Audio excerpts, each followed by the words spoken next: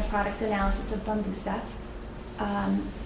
I guess I approached it a little differently. Before I looked at any of the products, I educated myself on the purpose of the company and made sure it tied through to the product. So this is in our syllabus, it's on the website, it's Bambusa's purpose, and what I did is I picked out different attributes that I felt like might come through in products, and I've just bulleted out there. So trust, reducing the burden on trees, limiting harsh chemicals, at the same time growing a customer base. So through that lens, I kind of looked at all the products. And I looked at them all together, and overall I felt like the product quality was very, very high for a natural product. It was pure, but it was also durable. You know, it was really stretchy, and felt like the wipes and the toilet paper could hold up.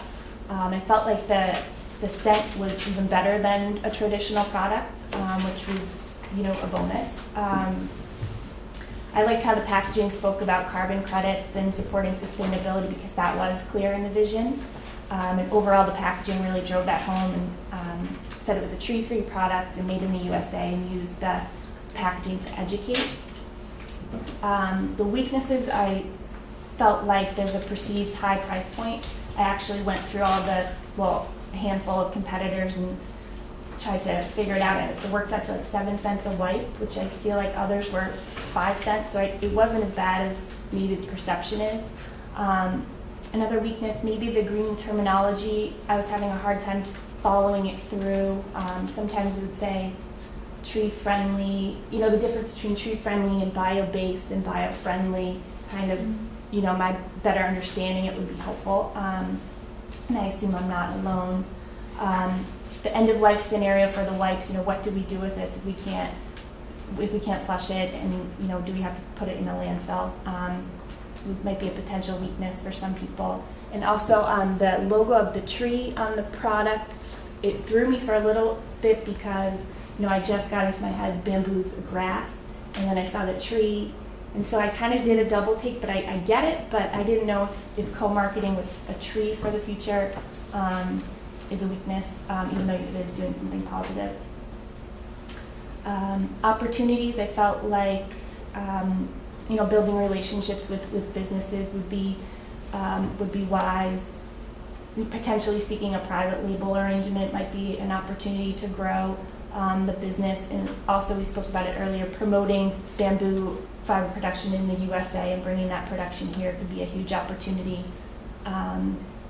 Building trust with the customer by educating them on the uniqueness of the product. I think it's very clear that it's a green product, but also the essential oils could be something to leverage. Green certifications I bolded, because I think that's huge in bio-based, in green products. It's kind of the stamp of approval, and, you know, how real moms use it might be helpful. Threats, you know, the intellectual property issue. Larger brands might have that trust with the customer already established, so they could come in and encroach on the market a little more easily. Also, FTC concerns about making certain product claims without backing it up by a certification. You know, a larger company may be able to afford them more easily. So, and also competitors may have a you know, more tightly managed supply chain, which could drive their costs down. So this kind of, it might be a little redundant, is my personal evaluation, so I won't go through it in too much detail, but kind of echoing things that everyone else said. The wipes were a little difficult to separate. The diaper cream, I felt like it reminded me of like an under eye cream. It was so nice, but it was unclear to me how it would relieve the symptoms of a diaper rash. I'm just not familiar with that, so maybe, you know, the packaging could say something about that. Opportunities might be to partner with children's initiatives on the packaging rather than the trees. And then finally, I compared it to Elements Natural, and they both had a lot of strengths. Elements Natural had a clear website. I felt like the store was very concise. They had a lot of their certifications on there in a clear way. They also had a page that went through all the eco terms in a way that, you know, kind of brought it down to someone who might not be familiar with them. But I felt like the way they presented themselves was also a weakness because they're made from, I hope I'm right on this, PLA corn, this NGO fiber. So I don't know,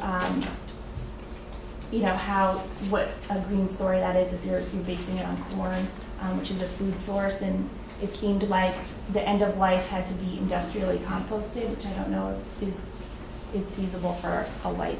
So I just thought it was an opportunity for both companies to kind of tout their health and beauty benefits because it's clear that they're green, but maybe, now that it's established they're green, you can show in addition what benefits the essential oils bring. And then final thoughts, I think it's a great market to be in. It's set to grow, $1.2 billion by 2014. So it's just a matter of producing and promoting effectively to get a piece of that market.